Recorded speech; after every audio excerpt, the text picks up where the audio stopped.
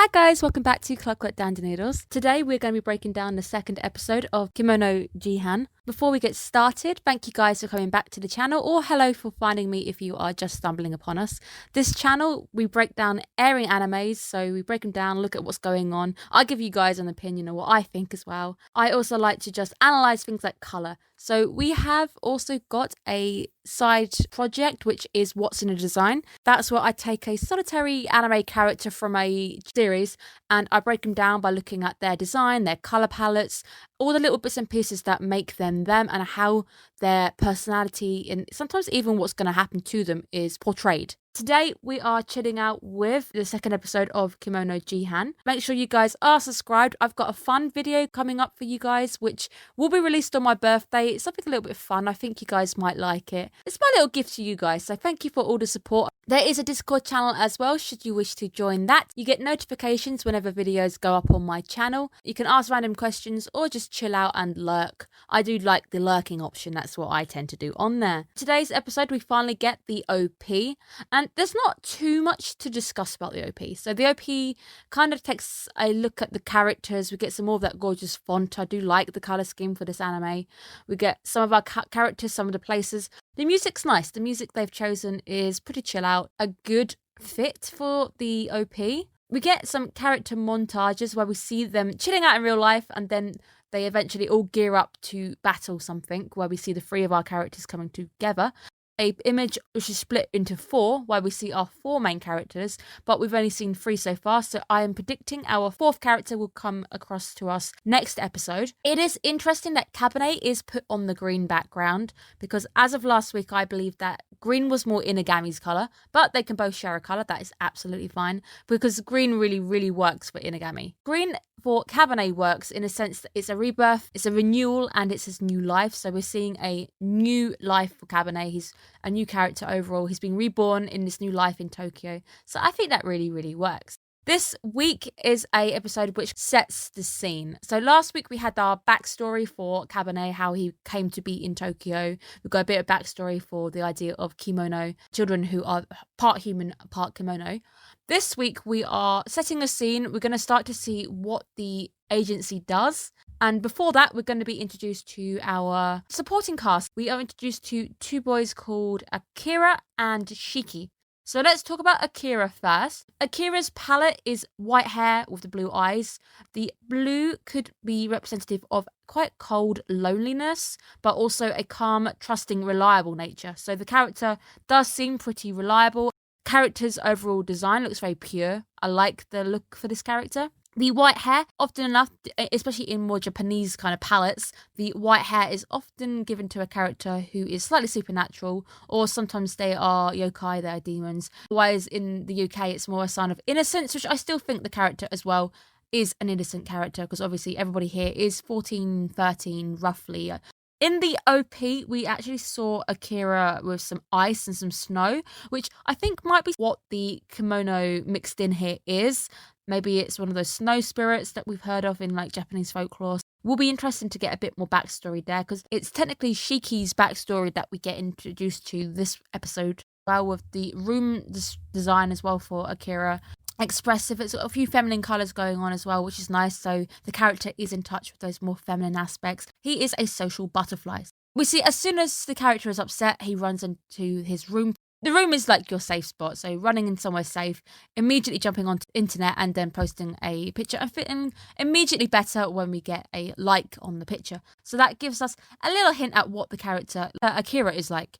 Shiki, on the other hand, reminded me immediately of someone like Bakugo. I think that might just be the sense that the hair is messy and quite spiky. The purple and lilac both leading into the colour idea of supernatural once more. Purple can be quite tranquil and mischievous. The negatives of purple can be immaturity, sensitive and emotional. Shiki, as much as he puts on a bit of a rougher shell, at heart is a very emotional character, is pretty sensitive. And there's a few times we do see the more truer side of himself coming across. And he is also introduced as a Hanyo as well. Thanks to Inagami and a little bit of banter, which the banter basically gives us a bit more of that backstory to what kind of character this guy is, who likes to own a lot of clothing. His attitude might be a little bit prickly, just like his hair, but at the same time, he's not a bad person. He's a bit competitive, which is fine, but he's also a pizza lover, and I can associate because pizza is great. I like pizza. I have to be in the mood for pizza, but pizza is amazing.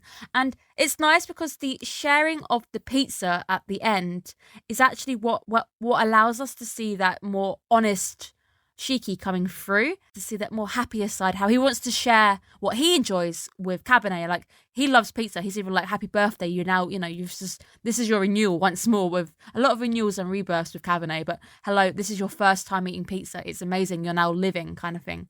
I like that. I like that he gets really excited over something that he really likes.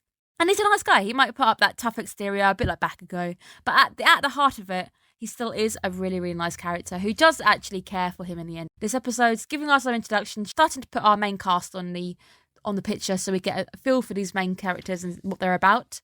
We also see Inagami trying to recruit our boy. We get a few little bit aspects of how they operate, where they try to blend in and they take on all sorts of case that they're mediators between the two worlds. Initially, the introductions all go quite sour. If things eventually get soothed out during this episode, this is the episode which is scene setting. But we can see with the shot of the Akira and Shiki in the same room of how different the two characters are.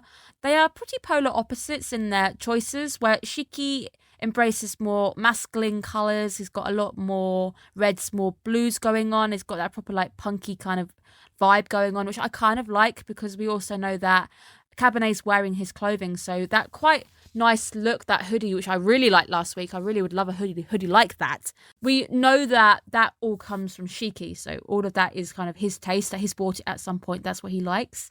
Also interesting to note that the colours he's chosen, the reds and the blues, they both end up making purple. They're both two aspects that make the colour purple, which is the colour of Shiki. Akira, on the other hand, exhibits more pinks and blues, and they're quite soft, they're quite gentle colours. But it is also interesting to note, if you were mixing pink and blue together, you'd get a very light purple.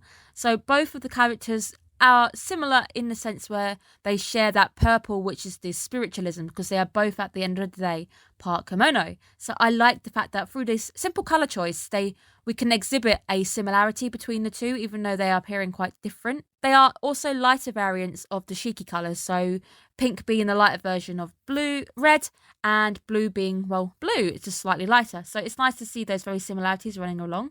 A little bit more of a realism hitting, where we find out that both of these two have nowhere to go. So Shiki steps on a nerve when he asks Cabernet whether he was abandoned, which we saw last week. Cabernet also reacting to the fact that he doesn't believe that he was abandoned. Inagami also believes he wasn't abandoned, which will lead us to an important scene right at the end as well, where he says he's not astray. I think Inagami, as much as I love him to bits, he's onto something, and I think he knows more than we do as an audience, and the characters also know. We do get a little look of this sequence where Shiki has tripped him up with some silk, a little look into the powers that Shiki actually has, where he's able to produce silk, and we also get to see, via Cabernet ripping off his skin, that he can as well heal his own wounds, which we had a glimpse of last week. This next sequence I really like because the perspective changes. So when we are finally introduced to a case, we finally get to see the agency in action.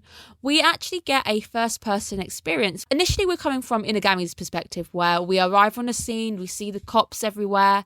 What this achieves is it's a bit more personal. We, as well as Cabernet, who's obviously doing this for the first time, experiencing it for the first time like us, a bit more of the vibe of unknowing. We're not knowing what we're getting into. We don't know what's going on. Things feel a little bit detached. We get a few transitions as well where it transitions quite blurry. So things feel a little bit disconnected. Everything's a little bit strange. Everything is also kept quite vague. So initially, Inagami is allowed to survey the scene, where he goes over and has a look, but the audience isn't allowed to look initially. So we're held back, and we can hear Inagami talking about the scene looking quite dire. The police are saying it looks really bad, and then they also say you don't want to let the kids look. This builds tension. This builds a little bit of tension, a little bit of unease. Finally, when the kids are allowed to look, at the same time the audience too is allowed to look, we are greeted by quite a gruesome sight. And I do feel bad if anybody in the audience does have a phobia of bugs, because It's quite nasty. This is what we're here for. This is the anime I want. This is the horror we're getting here. They might be a little bit more milder than some certain animes like Higurashi, where it's a bit on the nose. This is mild, but at the same time, when they do the horror, it works. We are greeted by quite the gruesome sight where I thought they were mites. I really thought these things were mites. Inagami calls them Sanshiki, but I did Google it and there is no results for it, so this might just be his name on something else in folklore which exists. And I don't think I want to sleep tonight. This is quite gruesome. They are also called the free corpse bugs, where they will just nibble on you a little bit whilst you're sleeping. To be fair, there's lots and lots of bacteria on us, which is slowly nibbling at our skin, eating dead bits of us. So it's fine. It's fine. I'm going to sleep tonight. It's fine.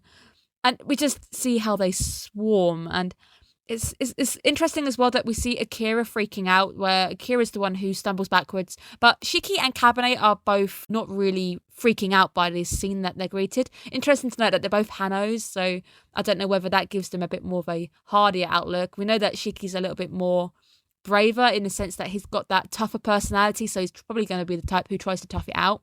They're quite creepy. It's the fact that these things swarm, and it's just when people walk in there and they just swarm up the legs. This sequence also leads us to learn a bit more about Inagami, where we know that he can actually harden his skin, a bit like a caterpie. But we do see a little bit of a drawback that it takes a bit of time. He's trying to be realistic, so he does state that the chances of saving the people are 50-50. However, compared to the police officer who basically has given up and said we're going to have to burn it down because he doesn't see that there's any other choice, it's interesting to see that Inagami is still trying to be realistic. If he can save them, he will. I do also like the fact that Inagami's response to the "you're inhuman" is "I'm not a human." He's come to terms with it and he's embraced it, and he's even to the point where he can make a little joke like this. I really like it. I think with this episode, this case, the little horror story going on here, it's a cautionary tale. I think the main point of it as well, the main point of this episode, Sanshiki, they eat guilt. The whole story going on here is the fact that there is some stolen shoes and they end up eating people's guilt. I can imagine a mum telling a kid somewhere, maybe in Japan, that if you steal and you do bad things and then you end up feeling bad for it, these bugs are going to come for you. A little moral story going underneath everything. Initially, we get to see more of Shiki's ability where he casts some silk webs, but the mites, where they eat his silk. And then we get to see our boy Kabane. So we already know that he has no blood, so we've been introduced to this idea via the first episode, but this is his chance to almost show the other characters, so everyone he's just met, what he can do, what his powers are. The scene is pretty unnerving though, and again, if you don't like the bugs and you've got a phobia for this kind of thing, I can imagine it's a bit more uncomfortable. Everything feels uncomfortable. It's the fact that he even says, "I can't see," and it's the fact that they crawl on his eyes and you're like, "Ooh, that's kind of nasty." Thanks to his actions as well, though, there actually ends up being no casualties. Everybody ends up okay. It leads us to quite a little bit of a touching scene where Kabane sees the mum holding the child and he starts to visualize, I think it was a visualization, the idea of family, like something that he's not really had a chance to experience before. I'm not quite sure whether he visualizes something or actually sees something, because we see this visualization of a mum and a dad holding him. His mum, I think, has got a hand on his head, but he starts to react and actually reacts by touching his head. So whether he is just reacting to what he's seen or whether he actually experienced something there, I'm not quite sure. But what is sure is that Inagami actually sees this. He actually sees that sadder side to Kabane, and I think he can see the sadder, lonely aspects of Kabane. The wrap-up for our little mite story is the culprit, and the culprit was the younger brother, the one who was covered in the bugs, and it's the older brother who rushes out to thank them, and it's nice to see him actually being humble and thanking them. He gives us a backstory to the motivations behind the younger brother stealing the shoes. Good intentions, but obviously he's stolen something, he's also done a bad thing. The older brother scolding him for this is what causes the younger brother to feel guilt, and that attracts these bugs. The aspect of family once more, where it's the mum who is terrified of bugs, rushes in to protect her son. Themes of this episode is the idea of family, obviously the horror aspects there, just to kind of nudge our character into thinking about family, because it then leads into quite a nice sequence. Kabane has now got a new interest in who his parents could possibly be. And he finally actually asks Inagami, and of course, Inagami's asked a few times now, can you find my parents in exchange for me working for you? What this actually symbolizes is Kabane has found a reason to live. Inagami actually reflects upon that sequence from the first episode where Kabane happily smiled and asked for death. It shows us a bit of character development, and also the fact that Inagami kind of suspected that Kabane may have been holding out. Kabane really is just a sad lost kid, a kid who is lonely in the world, who hasn't really got parents. Everything around him is new, so he's been thrown into this new situation, which is why I think the first person sequence worked really, really well, because you feel a bit detached. You're suddenly thrown into everything. You see that detachment. You don't really know what's going on. Everything's kind of being presented to you from one perspective. You don't get that overall view of the scene as it plays out. Kabane is growing on me. He really is starting to grow on me, as is Inagami, but I am going to put a little asterisk by Inagami for now, and I'll mention it right at the end, because he reminds me of a very specific character, which I'll talk about in a bit. Kabane is finally accepted by Akira. His act of bravery, seeing that he has finally joined them, accepting him into as a partner, as a work colleague. Shiki later on accepts him, where we get quite a nice sequence where he actually gives us some information. He is part Arachne, and this character has come up on a few times in anime. So this one, I've got a picture on the screen of the folklore version, but this is so nothing actually comes up for Arachne. But this on the screen you can see right now, this is Jorogumo, spider demon, which takes the form of a female. So you can check out the Japanese folklore behind it. You will find it by searching for Jorogumo, not Arachne. Now, Arachne, on the other hand, does exist, and it's been in games, it's been in animes. A few examples are Soul Eater, Ayakashi, the Otome game. Arachne is also in the game, where we see one of our characters exhibiting the ability to make webs, so he also makes webs. And Demon Slayer, we see a family of spider demons in Demon Slayer. So Arachne, as a part female, a part spider character, has been drawn on quite a bit. The sequence continues where Shiki actually tells us that he doesn't really know where his mother is. So we see a more pessimistic, a bit more of a realistic approach with him. So we get introduced to how he views the world, his perspectives, where she hasn't tried to find him, so she may as well be dead. Or again, she simply doesn't care or is abandoned him. It's one of three different options he kind of believes. But Kabane actually being a more optimistic person here, which I quite wasn't expecting, but he's quite optimistic in a positive sense, where he says, well, they actually might still be out there looking for you. So just because they haven't found you yet, it's that idea that they could still be out there looking. There might be a reason why they haven't found you, and there's definitely got to be a reason why you're separated. So she's probably not dead. It's quite an optimistic approach that I quite wasn't expecting, but it's a nice little moment.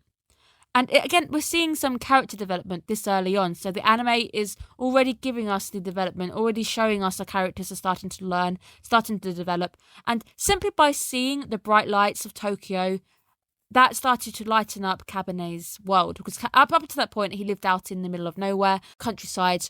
Nights are darker. They're a lot darker because you don't have that light pollution that you get in big cities, where he even says up until that point, there was no point of reference. There was no lights.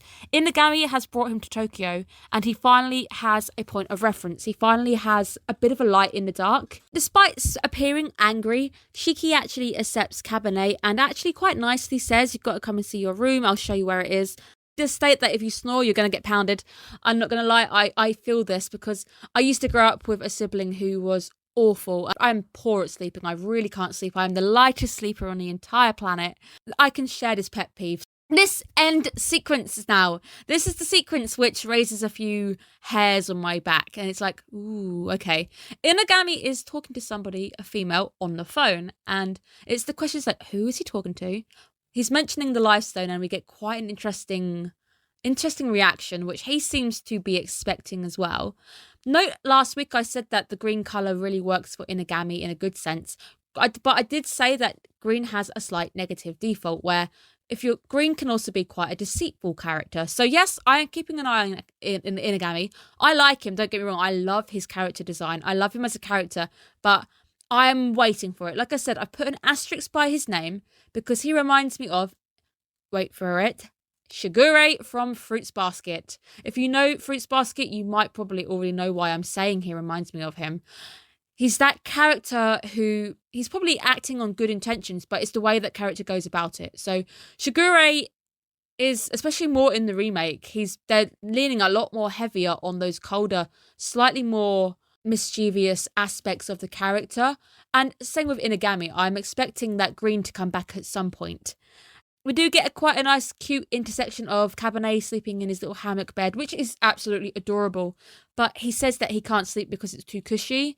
And obviously, up to that point, he's probably slept on a floor or stables or maybe even just in a field. So he's not even used to having a bed. So that's a nice little cute but sad moment as well.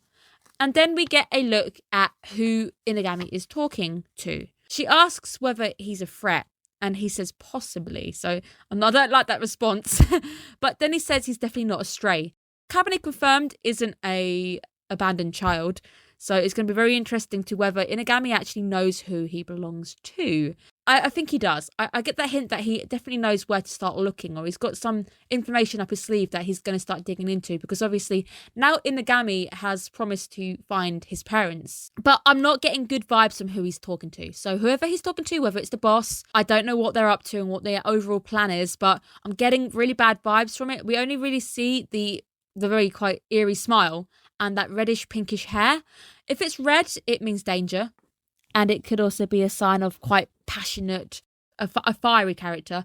If it's more like a hot pink, it can be more of a extravagant character, quite the flamboyant character. But at the same time, there is more red in a darker pink, so that danger still exists, but it might be a bit more slight. I'm interested. You've got my attention. This anime has my attention. I really like the way this anime started. The ED, I already mentioned it last week, but even more so now that we've had that information about Cabernet seeing the light of Tokyo.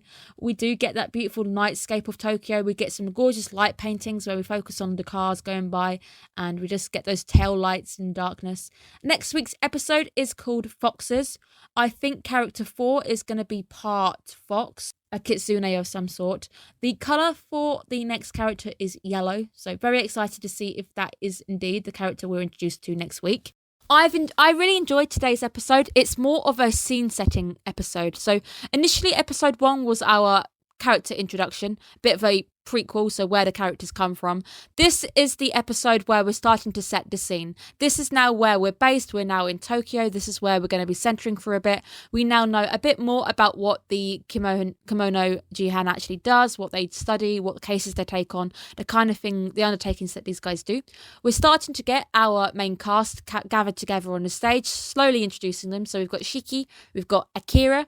Obviously, Inagami is going to be floating around in the background, leading our group around. We've now been introduced to the slight possibility that something darker, something isn't quite as it seems, is also playing underneath the guise of everything. So there is something dark going on underneath, and whether our boy is up to something, I don't know.